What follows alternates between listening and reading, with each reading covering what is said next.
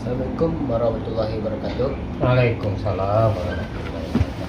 Alhamdulillah, kita bersama tokoh-tokoh bersama Ustadz Akil dari Madang 2. Di sini kita ingin berbagi pengalaman dari beliau bagaimana generasi muda banyak yang pendangkalan akidah atau kristenisasi kala-kala anak muda.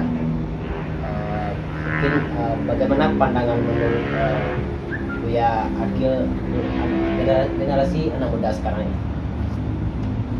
Assalamualaikum warahmatullahi wabarakatuh. Waalaikumsalam warahmatullahi wabarakatuh. Ini saya alhamdulillah bertemu dengan anak muda luar biasa. Seperti kita tahu bahwa anak muda itu adalah generasi baru ya, generasi yang penuh gejolak, yang bersemangat dan sebagainya. Meski terkadang anak muda itu ada juga yang patah semangat dan sebagainya dan lain-lain karena ada persoalan. Tapi intinya mereka hidup dengan gairah sehingga kehidupan mereka penuh dengan keceriaan. Kalau yang ditanyakan tadi masalah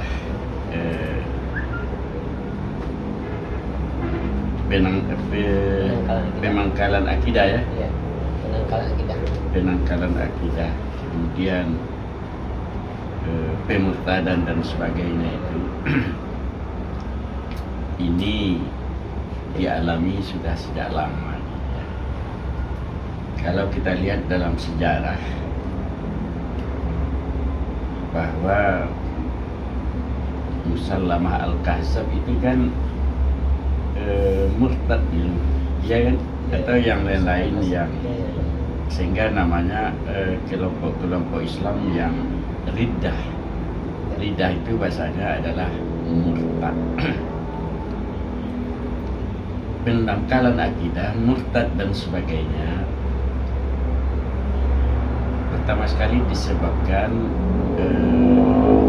dalam diri kita sendiri karena kita tidak kuat, ibarat rumah pondasinya lemah. Nah, dalam pondasi yang lemah itu kita sedikit saja angin bergoyang, maka akidah itu bisa roboh kan. Nah, jadi harus diperkuatlah pondasi kita. Itu yang pertama. Yang kedua, memang ada serangan. Nah, dan ini adalah sifatnya suatu persaingan untuk memperoleh pengaruh. Nah, salah satu istilah murtad itu kan seperti itu. Ada upaya orang-orang tertentu untuk membujuk, mengajak sehingga dia pindah dari apa? Dari Islam ke agama lain. Bagi kita orang Muslim, masalah pindah agama itu tidak bisa dianggap enteng.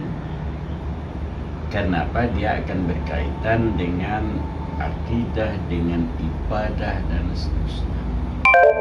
Karena itu di Minangkabau, kalau ada satu saja anak Minang yang murtad, ini adalah persoalan yang besar bagi orang Minangkabau. Mengapa? Karena kita sudah sepakat di Minangkabau ini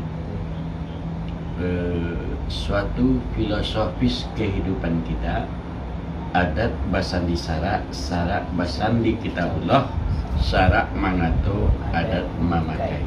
Udah paham ya? Nah, adat basandi sarak, sarak basandi kitabullah, sarak mangato adat mamakai itu tidak boleh goyah, tidak boleh sumbing, tidak boleh rusak. Itu artinya kita mempunyai kewajiban untuk menangkal, jangan sampai ada terjadi orang Minang yang meninggalkan dinnya, yang pindah agama dari Islam kepada agama yang lain karena kita sudah sepakat bahwa yang namanya orang Minang adalah Muslim. Tidak dikatakan orang Minang kalau bukan beragama Islam. Nah, inilah inti dari adat Basandi Sarak, Sarak Basandi Kitabullah, Sarak Mangato adat memakai. Jadi nggak bolehlah orang Minang pindah agama ke agama lain, karena kita sudah sepakat dan itu sudah disepakati oleh orang Minang yang kita sebut Piagam Marapalam. Nah, jadi di Piagam Marapalam itu orang-orang tua kita di Minang sudah sepakat bahwa adat Basandi Sarak, Sarak Basandi Kitabullah, Sarak Mangato adat memakai.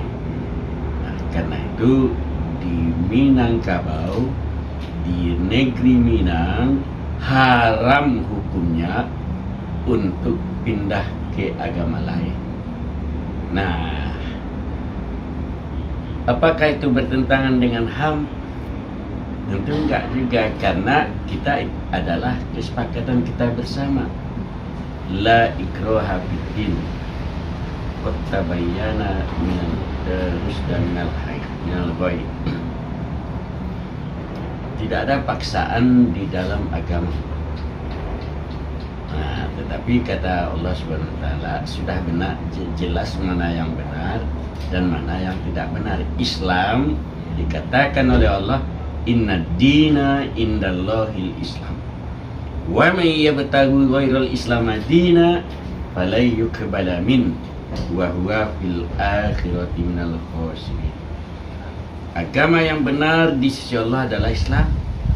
Siapa yang mencari agama selain Islam, falay yuqbala min, sekali-kali tidak akan diterima di sisi Allah. Dan ini adalah keyakinan orang Minang yang paling dasar, yang nggak bisa ditawar-tawar. Dan ini sudah dramati bagi masyarakat Minang dan sudah menjadi nilai sejarah, nilai kebudayaan yang tidak lagi boleh ditawar-tawar. Jadi inilah yang kita jelaskan di sini, bahwa ini prinsip orang Minang. Ini yang pertama, prinsip orang Minang untuk dipahami oleh masyarakat lain. Jadi nggak boleh lagi mengganggu orang Minang dan sebagainya, karena mereka sudah beragama kan. Nah, yang kedua, bahwa jika ada orang lain yang berhubungan dengan Minangkabau, dengan umat Islam, jika itu terkait dengan persoalan muamalah, hubungan kehidupan duniawi, berdagang, apalagi misalnya jual beli kan, nah, maka persoalan muamalat itu boleh, karena masing-masing kita bekerja untuk kebaikan bersama. Nah, yang tidak boleh itu adalah mencampurkan akidah dengan akidah yang tidak benar. Campur baur soal akidah, campur baur agama, itu nggak boleh. Nah, dan inilah prinsip yang dijelaskan oleh ayat Allah, lakum dinukum waliyadin. Nah, itu barangkali ya prinsip-prinsip yang harus kita jaga sebaik-baiknya di Minangkabau. Silakan. Luar biasa penyerahan dari bicara dari Buya Akil yang telah mencerahkan bagaimana untuk generasi anak muda supaya tidak goyah akidahnya. Mungkin ada pandangan lagi dari datuk kita untuk atau saran atau bagaimana untuk generasi muda dari datuk kita. Sedikit. Assalamualaikum warahmatullahi wabarakatuh. Waalaikumsalam. Bismillahirrahmanirrahim. kita senang generasi muda ini bertanya kepada yang tua. Sangat kita senangi sekali. Kenapa demikian? Ada suatu pituah atau pantun. Cindawan tumbuh di munggu, digulai dalam balango, masak sanjo dimakan pagi, makanan angku rajo duo. Pacik pitaru orang dahulu, aso adat duo di bago, dikunci paham do agamo, pakaian sito orang nagari, jago nagari, jangan dinasu. Apa yang dinamakan nagari atau negeri? Nagari adalah negara kecil yang memiliki parlemen. Siapa parlemen nagari itu? Yaitu datuk-datuk yang ada di 4 suku di dalam negeri itu. Nah, itulah parlemennya orang nagari.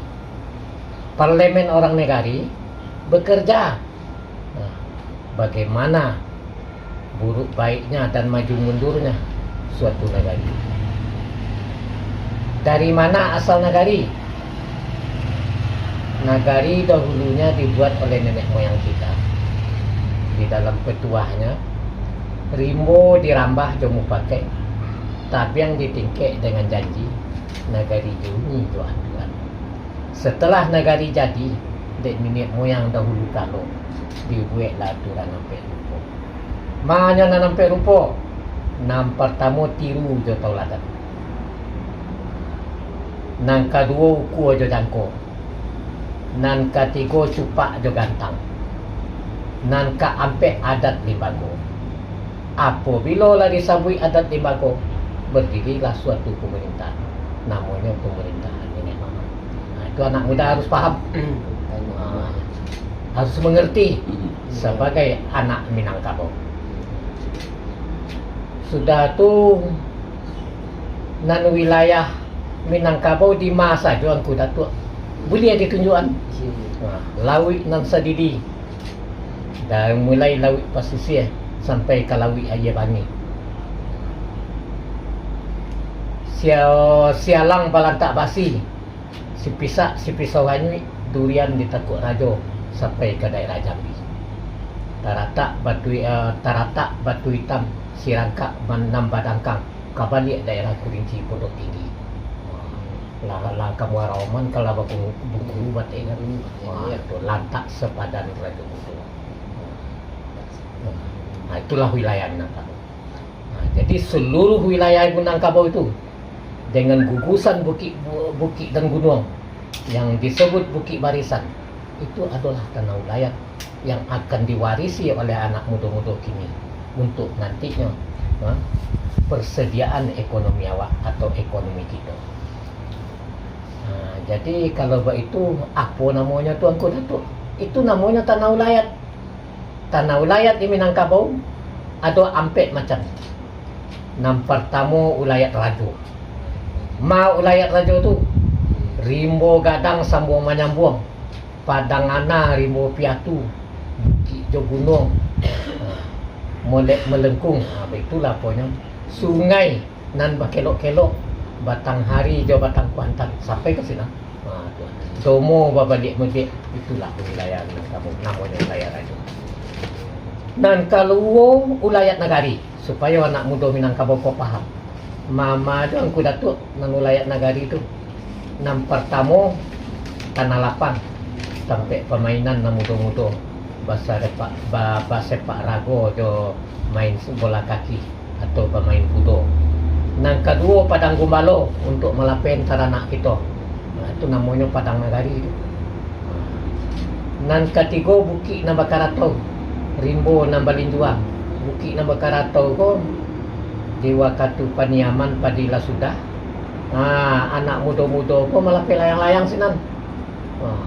Di puncak bukit itu. Batan yang layang-layang. Itu namanya wilayah nagari. Sesudah wilayah nagari ada wilayah kiat lain, yaitu wilayah suku. Babatu Tagak, bapuncak bukit, bagu yang air. Itu sukunya. Laku ko suku tua. Laku ni suku ko. Dia balik bukit ko suku tu lo nak punya. itu namanya wilayah suku. Di bawah itu ada wilayah kaum. Dan wilayah kaum, jauh boleh ditunjukkan, dakek boleh dikakon, sawah nambah pematang, ladang nambah pintala, lima karambia lampai-lampai, pinang bisinan nilai ulang, nambah sasok bajarami, nambah pandam perbulan, nambah kampung pahalan. Kampung di Pagapu dia ngame, Rimbo di Rajo Tulipo. Itu anak muda selalu paham. Itulah wilayah. Jadi setiap tanah Minangkabau itu tak ada nan tanah balabi le do. Lah dikapling. Dua. Oleh nan kelompok nan nampek tadi tu. Kini ba iko nan dirusak orang datang. Jadi orang datang tu kalau dahulu diatur dek nenek moyang, masuk syarat berizin, kedua syarat tahu. Dima kinawan tumbuh di sinan labuh tibuan. Dima apa cepat apa di nema gantang baradi di sinan cepat. Jadi kalau masuk orang Asia ke dalam negari awak itu ditago sapo ditanya ikolah urusan pada negari. Dulu kini mantap. Sudah tu mengenai keyakinan. Mengenai keyakinan atau agama. Minangkabau tidak ada agama lain 100% Islam. Seperti yang dikatakan oleh ulama kita tadi. Adat nombor saja syarat saja kita. Syarat mengatur adat memakai. Difatwakan oleh ulama, dipakaikan dari orang adat jo anak kemanakan, jo cucu-cucu. Jadi di dalam anak kemanakan tu dimulai dari mamak kepala waris atau ranji na barangkai. Nang sa kampok, nang sa jangka, nang sa heto sa ruang kuku sampai ke suku wilayah. Itu harus hafal tu dia anak muda. Sudah tu mengenai hukum adat, hukum awak. Kalau hukum awak di Minangkabau, yang pertama hukum tanah wilayah. Kalau dipakai tanah wilayah, bah caranya bagi hasil. Bah cara bagi hasilnya tanah wilayah kalau dipakai di investasi yaitu 2/3 nilainya dari tanah investasi itu sendiri. Dulu jadi mangkonyo de anak muda kini mari kita gali adat menusang pusat kodamo tu badia. Warisan nenek moyang kita. Dan kita terayu de budaya nan datang. Namanya tu meninjau je Sungai Batang, anam koto berbagi bahasa. Silau de kilek lo yang nan datang tercampak ameng dayawa. Tu ameng ray tu engkau datuk adat apa? De anak muda ikut sangat peramu. Kalau indah abi pusako dan anak muda Minangkabau, dulunya kan sekolahnya kan nenek mama, gurunya nenek mama, sekolah di Surau. Indah pandai membaca loh, lain pandai mengaji, tapi beratnya insya Allah saja. Olahraganya ke halaman, basilek untuk dua, nambah gue pitung dulu. Aku ada aku. Iya. Baik itu kalau udah duduk bahagia kemanakan ke kepintaran ke keterampilan. Datanglah dan garian kaki 1, 2, 3. Si anak dulu. Pitung bola lah kayak bulan ketiga tu diarik dulu kata jatuhnya. Jadi nenek mama minai apa kok? Anak muda Minangkabau kok dulunya. Musuh tidak dicari-cari tu pasuo pantang lila. Tabujo lalu tabagintang patah. Hendak checklist nang seketik itu. Ditandoi tampu. Minangkabau tidak menyerahkan tanahnya ke negara. Yang diserahkan cuma kekuasaan. Dek Muhammad Amin begitu juga begawan hukum di negara Republik nama-nama Indonesia. Mangkonya Minangkabau memiliki hukum khusus. Nan disakui lex spesialis. Jauh bahasa Belandanya Inlandse Gemeente Ordonansi. Di dalam susunan aturan-aturan itu, Minangkabau adalah tanah adat. Jadi kawan Minangkabau, Aceh, Jogja, Bali, kini lah masuk lo Papua. Ini lah memiliki hak istimewa lo lah beradat lo kecil. Nah, jadi itulah tokoh adat awak balik. De anak-anak muda Minangkabau gali balik mutiara nan hilang, luruikan nan bengkok, jangan dibengkokkan nan lurui. Masawa ke Bandar Buek pusako dari Tungulu sama so kampung Bapa Gadek Jalan Rayo Titian Batu. Anut itu ada anak muda. Anak muda adalah pokok harapan untuk memimpin Nagariko untuk kemudian hari ini. Itu. Padahal hukum adat awak lah bagus dan lah baik. Dan dibuat aturan sampai empo tadi. Jadi di Minangkabau pameonya tahu di nanampe. Nampak tamu tiru dia terlata. Menure duit nampak tak. Nang kedua ukur jadan ko. Panjang jo lebar tentukan. Nang ketiga cupak jo gantang. Sukati hasil usaha. Nang kampe adat di Mago berdiri suatu pemerintahan yang disebut pemerintahan Mama. Mati bo di adat nyampe lo. Adat sabana adat nan diadatkan buek nan sering kanagari. Itu adat nan diadatkan. Adat yang teradat, adat yang meniru-niru nan baik. Adat istimewa adat atau istiadat. Ko Rasul punya. Ya Batame Kaji, Sunai Rasul, Barale, itu masuk ke adat istiadat tahu di mana. Di kato beko ampe lo, dibilang kato nanampe, pertama kato pusako, sanangati santoso tampe, tandonya kita baraso mateso, hormati nantuo, kasihin nang ketek, lawan bayo sama gatang.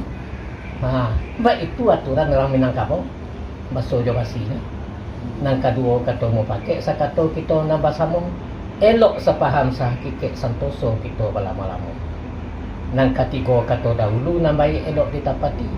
Misalnya tunduk ke pengulu kabek narik gurunya mati. Ba'a janji pagi baik itu sampai patang. Indaknya naneh tengah padang kiranya urek jawi-jawi dan sangkopannya sampai patang kiranya hujan tengah hari nak itu bro. Tu bariwan mek jual tiba. Nan kampe baru kato kudian kato nan bacari taruh di dalam naraco jo katian tinggi adat nan berdiri.